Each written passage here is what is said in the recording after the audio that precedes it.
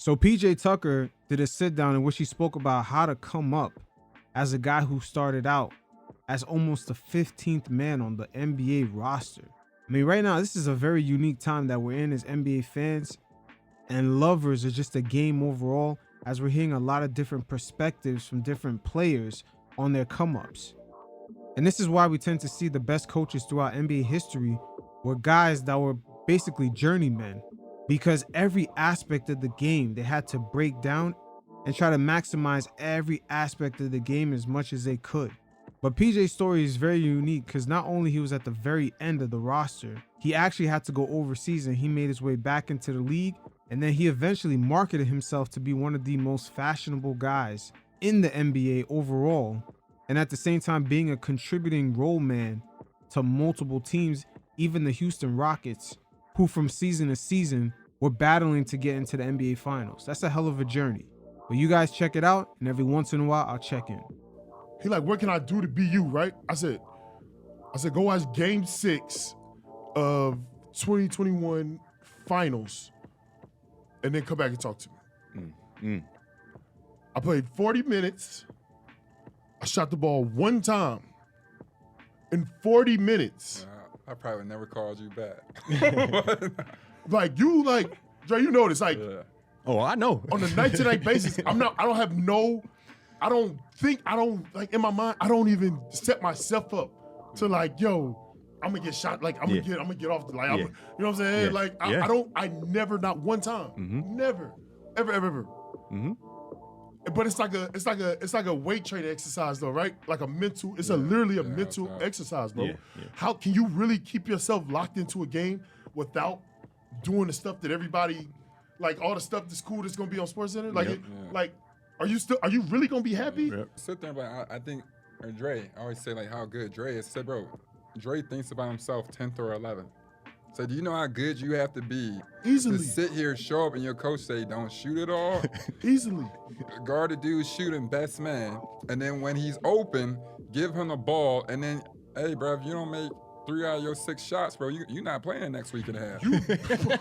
And you know what I mean? It's like, and then why did you shoot 6 shots? Then you're in the locker room and they talk about this nigga. It's like, bro, I ain't got no rhythm. I ain't got no rhythm. I ain't got, like, you know.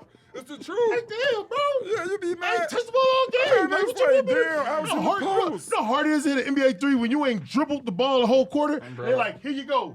Bro, shoot that. Bro, I went seasons without making an NBA 3. So. Listen, man. I remember having a conversation with JJ Redick. I said this on JJ Redick's show. I said, listen, the referees, I had to explain to a referee one time when he was like, man, can you please hand me the ball after it go through the hoop or at the timeout? I'm like, listen, bro, I don't know if I'm going to see the ball go through the hoop tonight. I just need to see this.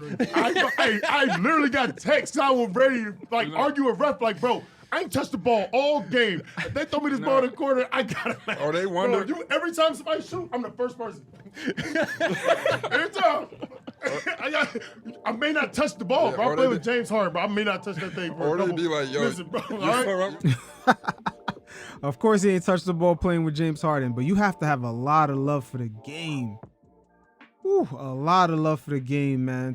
To play without touching the ball? Sheesh. Such a great free throw shooter. Right. It's like, no, I got to make all these big. I need this 8 points. What did I say? What did he say? When he made that big 3?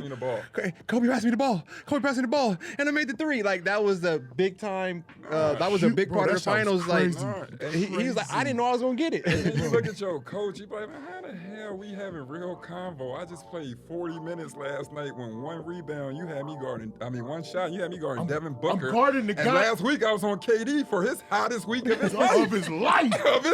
Bro, listen, dog.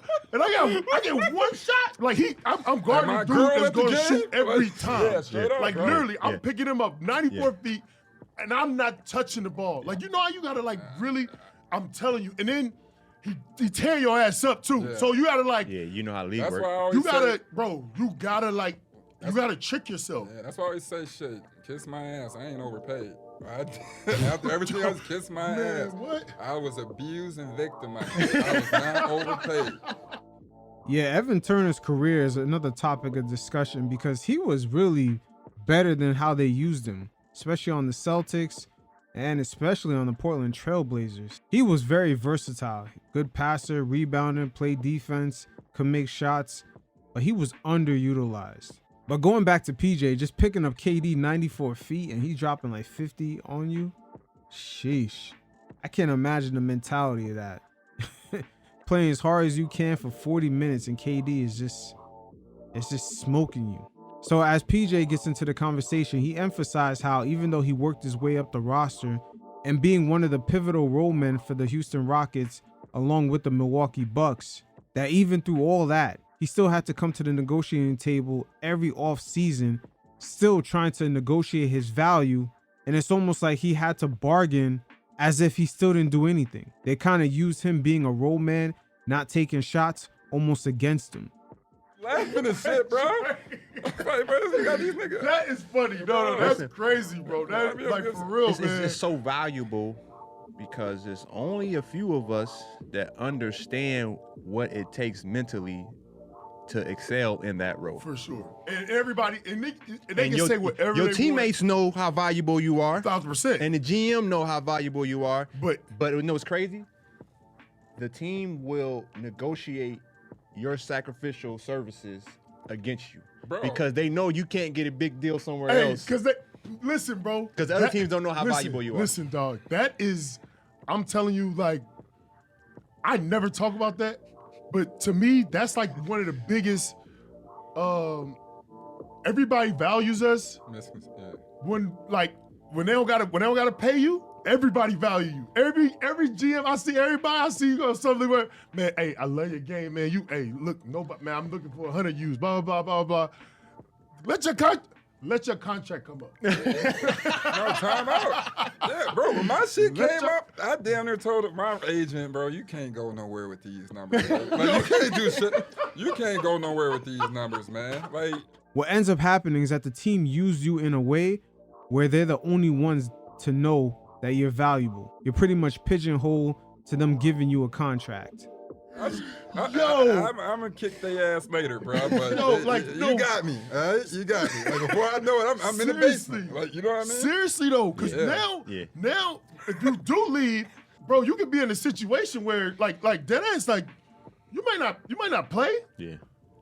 The coach, whoever may not really value what you do now. They don't appreciate that. If you're on a bad team, they don't appreciate none of that. No, you can't play on a bad team. We're gonna lose anyway. You can't play, and that's the one thing I always will go to a better you need team. A playoff team. Less money on a playoff team than taking that like a lot of money on the worst team in the league, and because then your career's gonna shorten. It's over. It's crazy.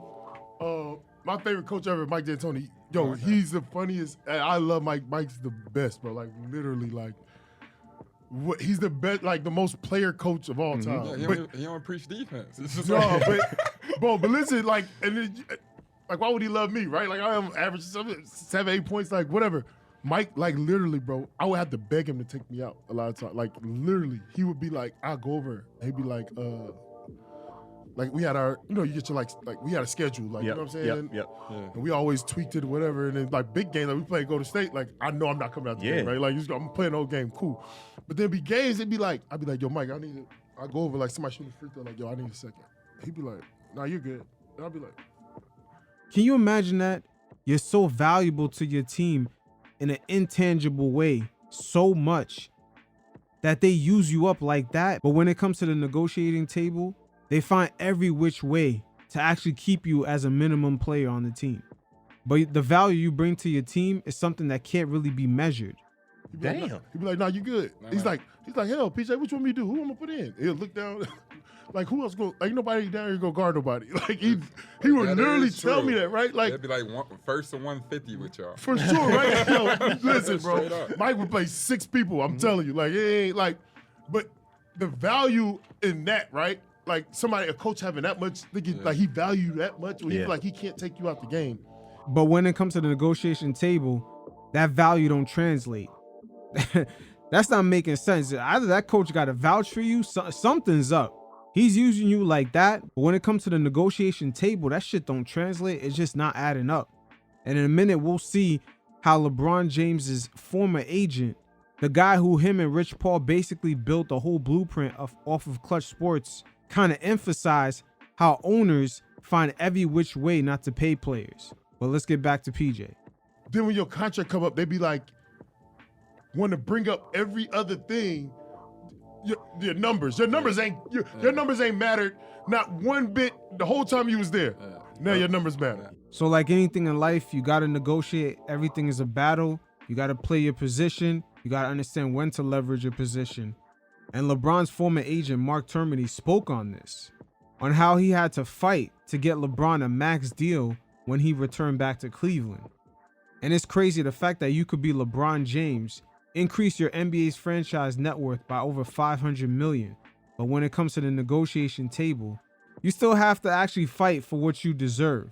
And LeBron's agent is the same guy that's been running game on the NBA owners ever since Jordan was playing in the league. You've seen it with Jim Jackson. You've seen it with Ben Simmons, with the Philadelphia 76ers still getting paid, even though he had a back injury and he was out for most of the season. And you see the whole mantra of Clutch Sports is getting guys paid. So all this was built off the Mark Termini blueprint. Rich Paul has even stated himself, everything he's done with Clutch Sports is from learning from the Mark Termini tree. You guys check out what Mark had to say. Every once in a while, I'll check in.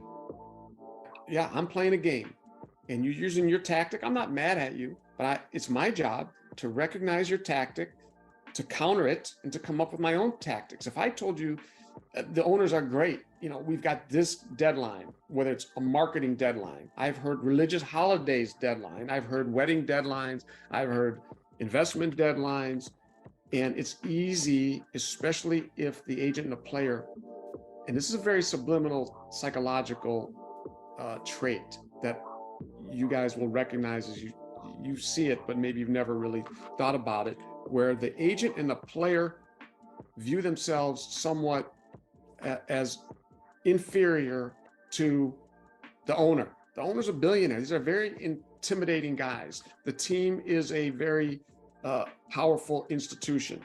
As one player told me that I highly respected him, but he was questioning a tactic. He goes, the man always wins. I'm like, well, not always. Not if somebody is skilled enough to exploit the needs or the weaknesses that the man has. I never accepted that. And I never went to the table with that. So that's where I came up with the axiom. I see too many people say, well, I've got to get this done by a certain day, whether it's because July 3rd, all my friends are going to ask me, why is my name not on the scroll at ESPN? And then you hear also Woj emphasizes this all the time. And that messaging really comes from the owners. They use Woj to actually market this, as teams are not going to have enough money after July 3rd to sign players. Woj repeats this all the time. So best believe a lot of the information he get is on the behest of the owners. I have to educate that client, say, who cares? Why are you imposing an artificial, free agency doesn't end until November, hypothetically. So why are you imposing an artificial deadline? I have to get my contract done by the 3rd. I have to get my contract done. I'm going on my honeymoon. I've heard all of these. And you have to have enough stature and experience to tell the player, like, look, I don't care about your honeymoon or your cruise or your holiday or whatever it is. When the deal is done properly and it's ready to sign, that's when it'll be done. And you're going to be a lot happier for it, young man, because you're going to look back and laugh and say, wow, why would I sacrifice my position for this artificial deadline that I imposed on myself? And people do it all the time in business. They'll just say, well, I'll get back to you with an answer by Wednesday. And I ask them, well, why are you imposing that deadline on yourself? Why don't you just wait? Because you don't know what's going to happen on Tuesday. Something else might come into the equation that you can use. So that's where that comes from.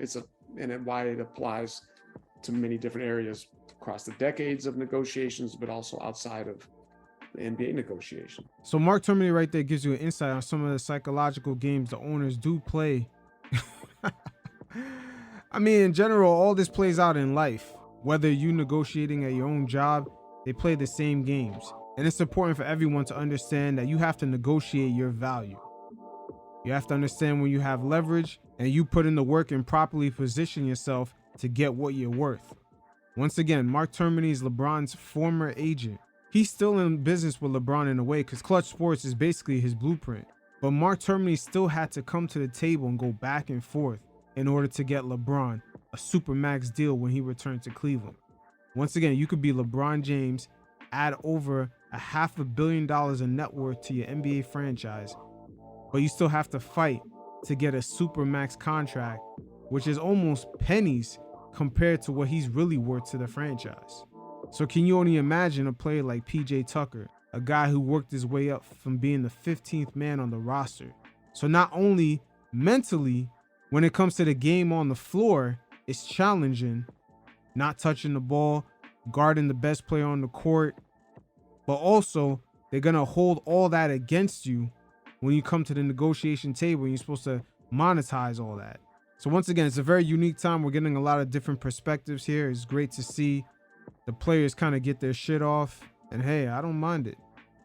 You know, get ready to discuss lowballing. And I was just like, look, with all due respect, the game's 48 minutes. I done played 31 minutes. Fuck what you talking about. I'm important. So we go anywhere else. I'm in the top 6, top 7.